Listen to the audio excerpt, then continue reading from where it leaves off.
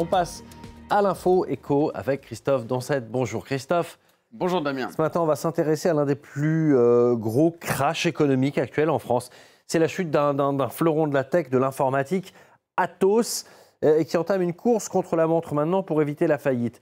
D'abord, un mot de cette entreprise, Atos, qui n'est pas très connue du grand public. Ouais, et pourtant, vous le disiez, c'est un fleuron français des services informatiques, 110 000 salariés dans le monde, dont 10 000 ici en France, qui a vu passer en son sein des noms importants. Thierry Breton, qui est actuellement commissaire européen au marché intérieur, on va voir sa photo, et qui était ministre de l'économie, le voici.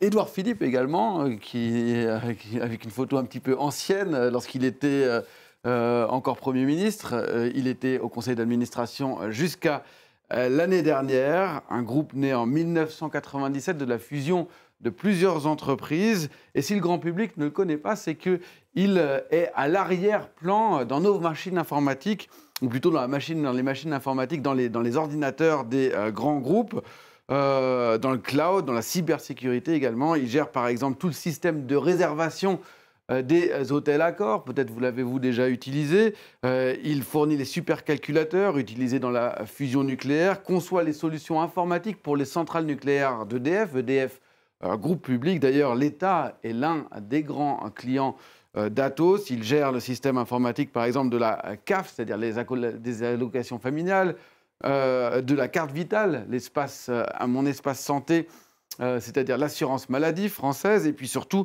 c'est le grand partenaire mondial des Jeux Olympiques. Et cette situation dans laquelle se trouve Atos actuellement, à 6 mois des JO de Paris, évidemment, ça fait tâche. Ouais, c'est donc un poids lourd. Quel est le problème d'Atos, Christophe? Eh bien, c'est son endettement. Un endettement monstre, près de 5 milliards d'euros, dont la moitié auprès des banques à rembourser d'ici la fin de l'année prochaine. Hier, le groupe a connu une nouvelle journée, un nouveau lundi noir en bourse. Le titre a chuté de près de 30% pour cette seule journée de lundi, à moins de 3 € l'action. Rendez-vous compte, il y a 4 ans très exactement, en février 2020, elle valait plus de 80 €, un effondrement donc de 95% sur cette période. Alors Atos a demandé hier l'aide d'un mandataire ad hoc, c'est-à-dire d'un spécialiste indépendant de la négociation avec les banques pour les entreprises en difficulté. C'est finalement la dernière étape avant une sauvegarde financière. Alors, quelle est la raison réellement de cette tourmente? C'est probablement une série de mauvais choix stratégiques depuis plusieurs années, un manque d'anticipation également de la révolution numérique et surtout aussi une mauvaise gouvernance. En 2 ans, le groupe a vu passer pas moins de 4 PDG successifs, alors que l'activité qui touche au numérique, c'est porteur depuis le Covid-19 notamment. L'autre géant des services informatiques français, qui s'appelle Capgemini, on va le voir sur une courbe, il a vu son chiffre d'affaires exploser depuis le Covid, justement, alors que celui d'Atos, on voit là très bien qu'il a plutôt reculé depuis 2017. Alors, une fois qu'on a fait ce constat, quelle solution, Christophe? Alors, le groupe travaille sur une restructuration depuis plusieurs mois avec la vente de ses activités d'infogérance, c'est-à-dire la gestion des fonctions informatiques. Il est en discussion avec l'homme d'affaires tchèque Daniel Křetínský, qu'on connaît ici en France parce qu'il a racheté un certain nombre de médias, Télé 7 jours, Elle, Marianne. Il était également un des principaux actionnaires du Monde.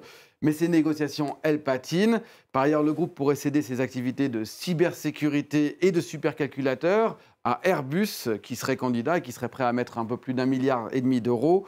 Mais 1,5 milliard d'euros par rapport à 5 milliards d'euros, c'est insuffisant.